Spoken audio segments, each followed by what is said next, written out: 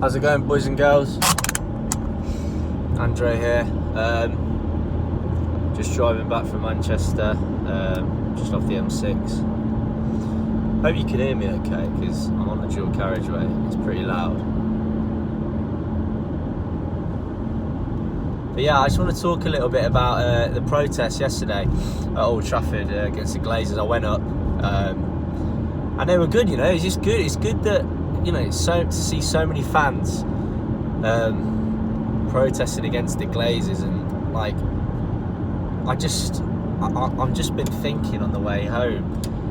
But what is it that's going to get them to go? And I don't think that protesting is going to get them to go, to be fair, because they've seen it before. There's been protests in 2010, there's been protests like when they took over, and they've withstanded it. And like, I'm guessing the difference now is that because we're not so good, we're not as good as we used to be, there's no league titles that Ferguson's going to deliver us on no budget and just pure genius and an ageing squad to shut us up. There's none of that anymore. You know, the squad is in the best position it's been in since Ferguson left, and you never know, if the Glazers spent some money this summer, could potentially challenge for the league next year. But you know, it's not going to be long term. We don't have the motivation and the intention as a club to continue to spend to keep the squad at the top level. It's just going to be more of the bare minimum stuff. That's why Cavani signed another 12-month contract, just to like do the bare minimum, instead of signing a top class striker at his peak, or Haaland, who's a young amazing talent. We're just like getting Cavani at the end of his career to stay another year, just to like paper over cracks for another bit longer. It's all short term. But my point is, even if we did win a league next season, I can't see us then improving the squad to win it again, and then win it again, and then win it again. Unlike the other club in Manchester, who've got all the money they want to win, and they're well run. It's, you know, that they're the teams who are going to dominate. They're the teams that are going to dominate, and you know, a club like United, who are so big and can make so much money from fucking sponsorships and stuff, but have owners who just want to exploit that, and they don't care. They don't care about the fucking success of the club. They're not obsessed with winning, they're obsessed with making money. And if a little bit of winning and a little bit of staying like one of the top 4 clubs in England allows them to make money, they'll spend a little bit of money every now and again, and they'll win the odd trophy every now and again. They'll try and go for that, but it's not long term, man. And it's bullshit. It's bullshit that, you know, as a fan, the club that I support my whole life, the club that my dad supported since he was a child, a club that is built on history and built on tragedy and built on rebuilding, and didn't just become a big club because some fucking billionaire who's wild dodgy bought us. We're a club that is built on historical success. The works of Matt Busby, the works of Sir Alex Ferguson. And for that to just be exploited by American owners who have no fucking... Well, I mean, they know a little bit about the club now because they've been here for so long, but at the time, they didn't see a club, they didn't see the opportunity to own the most romantic, beautiful football club in the world with all of its fucking success, to win more. They just saw it as an opportunity to make money, and how it was allowed, I don't know.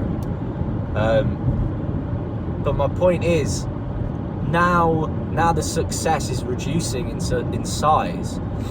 I can see that protests will keep happening, and you never know what they may lead to. But you know, I was at the protest yesterday, and it was good to see so many people there, and you know, there were a few people who were getting violent, and You know, people who had cameras were getting pushed to the side, saying put your cameras away and all that shit. And you know, the odd person was throwing flares at police horses and stuff. But, you know, it wasn't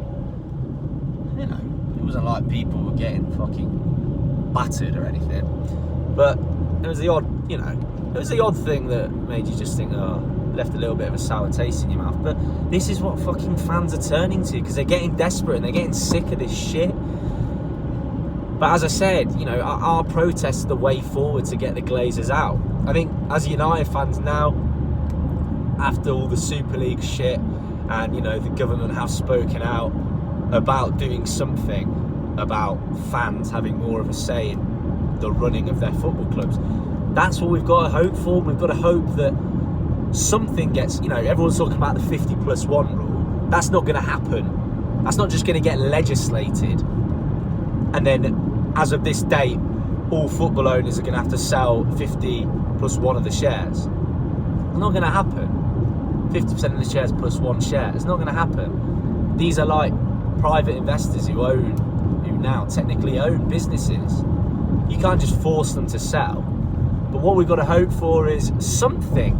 Maybe, you know, I think there's Andy Burnham was talking about, I know he's not in government,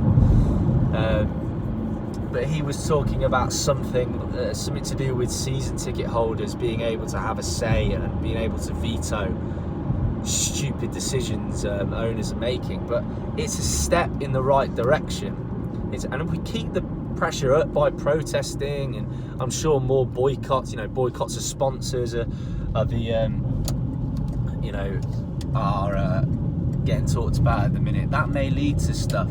But like, if we keep the pressure up, and as I said, more ideas about putting pressure on the Glazers will come and go, and that's great.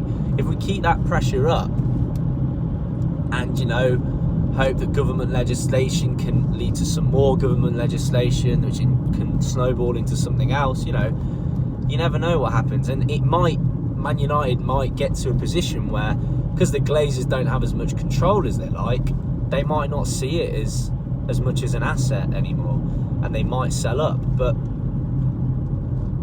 you know, I just seeing the rise of City has just, you know, obviously, as long as I've understood, as long as I've been old enough to know about the Glazers and how bad what they've done to United has, I've always wanted them gone, like any sane United fan, pretty much every United fan. But seeing City's rise has just really made me just think, like, this is ridiculous now. Something needs to be done. I mean, you could say I'm jealous. I am a bit jealous. I'm jealous of how well run they are. I'm jealous of how much money they have, and I'm jealous of, you know, their desire to win. And I'm telling you, City will dominate football for as long as these owners stick around, because, you know, we're in a position. You know, Chelsea is similar in the sense that Abramovich can spend as much money as he likes, but they're not well run. You know, they're all, since Abramovich came, it's all based on short-term success, and when the short-term success starts to fade, they make a replacement in manager, and then hope that works. When it stops working, they do the same again, etc, etc, etc. And Chelsea have got through more managers than some clubs have players, I'm telling you. But, you know, like, just, you know, the Glazers have taken £1 billion out of Man United, and I was talking to Connor last night about this, and we recorded a podcast. £1 billion. Just think of, you know, I think about what that could have been spent on. Think what that could have been spent on from when the Glazers took over. It's a joke. I'm telling you, it's an absolute joke. Look at all the players we could have signed, improvements we could have made to the stadium. Honestly, it is quite sad. And, you know, we've managed to stay afloat because of, you know, stuff that was put in place by Ferguson, which is starting to fade away. And, you know, I don't think we'll ever get, like, fucking relegated with the Glazers, but, well, you never know. You never know what's going to happen if TV revenue stops coming in. And because you know what happened to Leeds, basically. Leeds had to have a massive fire sale because of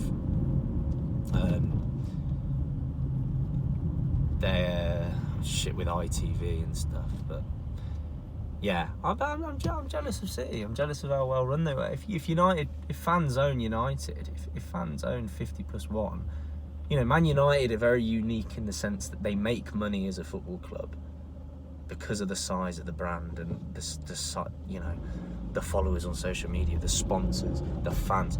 United make money. We don't need a sugar daddy to come in, or some fucking corrupt man from the Middle East, or some corrupt oligarch to come in and put all his money into the club. We don't need to. It's like Bayern. I'm not absolutely certain on Bayern's how they make money, but Bayern spend money every year, but they're fan-owned. They do it cleverly. We can do the same. Tom Cleverley, we could sign him. But just my final thoughts on the protests. It was good because me and my dad went up to the first protest where there wasn't that many people. It was very peaceful. It was great. But then obviously the Liverpool game, we all know what happened. I didn't go to that protest, but that was on the weekend. I didn't expect last night to have as many people as there were. There was so many people there for a Thursday night. Do you know what I mean? It was great, and I really hope this carries on. Like, obviously, fucking Joel Glazer wrote a letter saying, "Oh yeah, we're gonna, we love the club, we care about the club, this, that. We're gonna talk to people." It's ridiculous. It's all bollocks. It's just buying time. They've been owners since 2005. We know how shit they've been. They haven't fucking spoken a word until now. What makes us think that this is going to change things? It's not. And they've got to go. And as United fans, we've got to get our club back, because it's fucking bang out of order that these fucking American knobheads have come in purely to benefit financially from this beautiful club that we all love.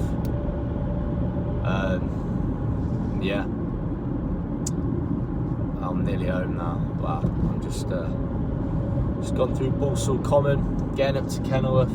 Got work tonight, where I'm sure I'll think more depressing thoughts about United.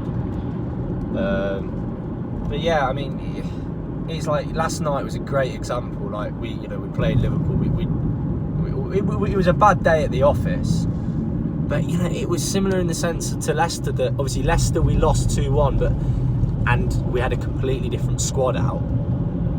That as soon as it, but what I'm comparing it to was last night. Maguire didn't play, and the back four was just all over the place. And it just shows that as soon as this first 11 that we now have, which you look at and you think this is a great side, couple more adjustments and it could be a world-class team. But then behind that, the subs there's a huge drop-off in quality, and I'm not saying these players aren't good players, but they're not fucking Man United title-winning players.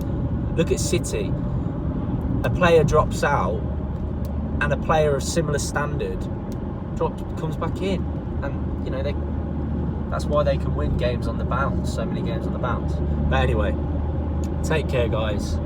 I'll probably upload this today, but me and Connell recorded a podcast last night, just having a little chat, and we did one a few days ago over Zoom about Tottenham.